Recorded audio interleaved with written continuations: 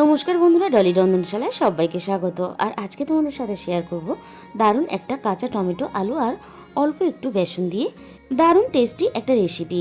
আর এই রেসিপিটা বানাতে খরচের পরিমাণ যেমন সীমিত, আর বানাতেও খুব কম সময় লাগে। সীমিত খরচে আর কম সময়ে এক পাকে এক তরকারি ভাত রান্না করতে হলে তাহলে কিন্তু এই রেসিপিটা তোমরা বানিয়ে নিতে পারো, আর খেতেও হয় দুর্দান্ত। তাহলে আজকের রেসিপিটা দেখে নেওয়া যাক। এখানে আমি দুটো কাঁচা টমেটো নিয়েছি, আর নিয়েছি একটা মাঝারি সাইজের আলু, আর নিয়েছি 100 গ্রাম পরিমাণ বেসন। এই রান্নার জন্য প্রথমে আমি কাঁচা টমেটোটাকে কেটে রেডি করে নেব। আমি প্রথমে কাঁচা টমেটোটাকে মাঝখান থেকে কেটে দুভাগ করে নিয়ে এবার আমি লম্বা লম্বা পিস করে কেটে নেব।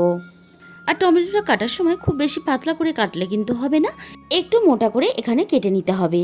আর বন্ধুরা, বেশ ভালোই গরম পড়ে গেছে, তাই একটু টক খাওয়া কিন্তু আমাদের সবাইয়ের প্রয়োজন। এতে মুখের স্বাদটাও ফিরে আসে, আর আমাদের শরীরের জন্যও ভালো। এবারে আমি আলুটাকে দেখো আড়াআড়িভাবে এইভাবে পিস পিস করে কেটে নিলাম। এখানে টমেটোটা যেমন একটু আমি মোটা রেখে কেটেছি, আলুটা কিন্তু এখানে একটু পাতলা করে কেটে নিতে হবে। আলু আর টমেটো আমার খুব ভালোভাবে কাটা রেডি হয়ে গেছে। এবার আলু আর টমেটোটাকে আমি খুব ভালোভাবে ধুয়ে নেব। এরপরে দেখো এখানে আমি বেশ খানিকটা ধনেপাতা নিয়েছি, আর ধনেপাতাটা খুব সুন্দর করে মিহি করে কেটে নিতে হবে। তবে আমি খুব বেশি মিহি করে কাটতে পারি না। ধনেপাতাটা আমার কাটা রেডি হয়ে গেছে। এবারে আমি বেসনটা একটা বাটির মধ্যে ঢেলে নিলাম। এরপর আমি বেসনের মধ্যে দিয়ে দিলাম একটা মাঝারি সাইজের পেঁয়াজ কুচি, এইভাবে লম্বা লম্বা করে কেটে। আর দিয়ে দিলাম এখানে ঝালের জন্য কাঁচা লঙ্কা কুচি। ঝালের পরিমাণটা তোমরা বাড়িয়ে কমিয়ে নেবে নিজেদের মতো করে। আর দিয়ে দিলাম বেশ খানিকটা ধনেপাতা কুচি, আর দিয়ে দিলাম সাথে স্বাদ মতো লবণ, আর দিয়ে দেবো এখানে সামান্য একটু হলুদ গুঁড়ো। এবারে আমি খুব ভালোভাবে প্রথমে শুকনো উপকরণগুলো খুব ভালোভাবে হাত দিয়ে মেখে রেডি করে নেব।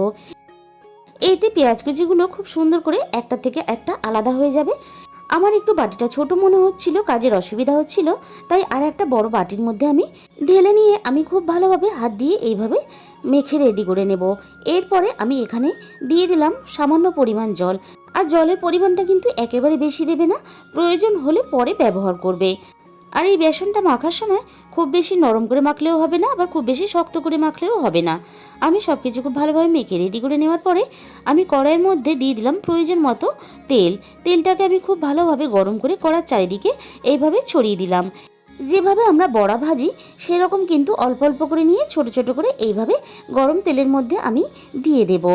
এখানে একসাথে যতগুলো আমার দেওয়া সম্ভব হবে ততগুলোই কিন্তু আমি এখানে দিয়ে দিয়েছি। এবার একটা সাইড খুব ভালোভাবে হয়ে যাওয়ার পরে আর একটা সাইড আমি এভাবে উল্টে পাল্টে সুন্দর করে লাল লাল করে ভেজে রেডি করে নেব। আর এইভাবে পেঁয়াজের একটু বড়া ভেজে তরকারির মধ্যে দিলে তরকারির স্বাদটা কিন্তু দারুণ হয়। অনেক সময় বাজার থেকে মাছ মাংস বা ডিম আনা সম্ভব হয় না, তখন আমরা এই রেসিপিটা বানিয়ে নিতে পারি। আর বাড়ির ছোট থেকে বড় সবাইরই খেতে ভালো লাগবে।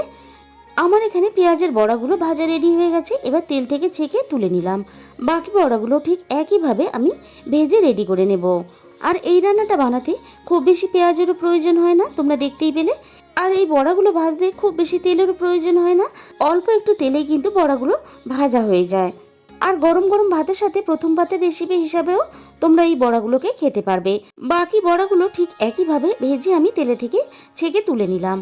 এবার আমি ওই একই তেলের মধ্যে আরও 1 চামচ পরিমাণ তেল দিয়ে দিলাম। তেলটা খুব ভালোভাবে গরম হতে আমি কেটে রাখা আলুগুলো তেলের মধ্যে দিয়ে দিলাম। এবার আমি আলুর মধ্যে দিয়ে দেব স্বাদ মতো লবণ, আর দিয়ে দেব এখানে সামান্য পরিমাণ একটু হলুদ গুঁড়ো। লবণ আর অল্প একটু হলুদ দিয়ে আলু ভাজলে আলুর গায়ে ভাজার কালারটাও তাড়াতাড়ি চলে আসে, আর আলুটাও ভাজার পরে দেখতে বেশ সুন্দর লাগে। আলুগুলো একটু নাড়াচাড়া করে আমি খুব ভালোভাবে ভেজে রেডি করে নেব। আলুগুলো আমার ভাজা রেডি হয়ে গেছে। এবারে আলুগুলো আমি তেলে থেকে তুলে নেব। সমস্ত ভাজা আলুগুলো তেলে থেকে তুলে নেওয়ার পরে আমি ওই একই তেলের মধ্যে অল্প একটু সর্ষে, আমি এখানে সাদা কালো সর্ষে মিশিয়ে ব্যবহার করেছি, তোমাদের কাছে যেটা থাকবে সেটাই দেবে। আর দিয়ে দিলাম দুটো শুকনো লঙ্কা, দিয়ে দিলাম এখানে মাঝারি সাইজের একটা পেঁয়াজ কুচি। এবার আমি ফোড়নের সাথে পেঁয়াজটাকে নাড়াচাড়া করে ভেজে নেব। আর এই রান্নাতে অল্প একটু শুকনো লঙ্কা ফোড়নে দিলে তরকারিতে শুকনো লঙ্কার ফ্লেভারটা খুব ভালো লাগে। পেঁয়াজটা একটু ভেজে নিয়ে আমি এখানে দিয়ে দিলাম অল্প একটু থেতো করা রসুন। আমি এখানে রসুনটা থেতো করে ব্যবহার করেছি, তোমরা চাইলে কিন্তু বেটেও রসুনটা ব্যবহার করতে পারো।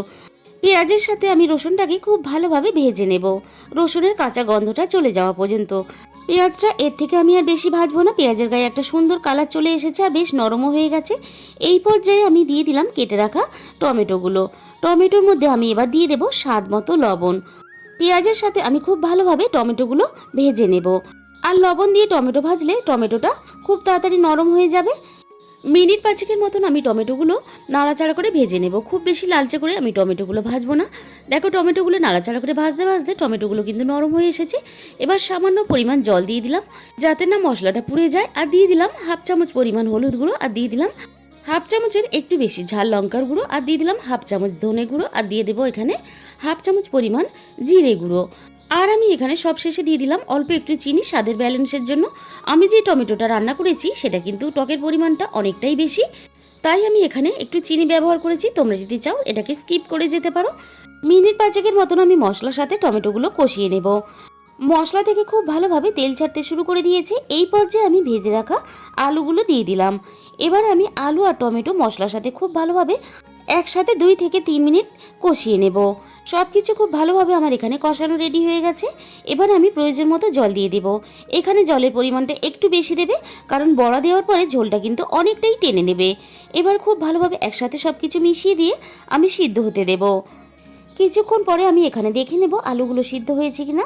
আলু এখানে খুব ভালোভাবে সিদ্ধ হয়ে গেছে। এই পর্যায়ে আমি ভেজে রাখা বড়াগুলো দিয়ে দিলাম।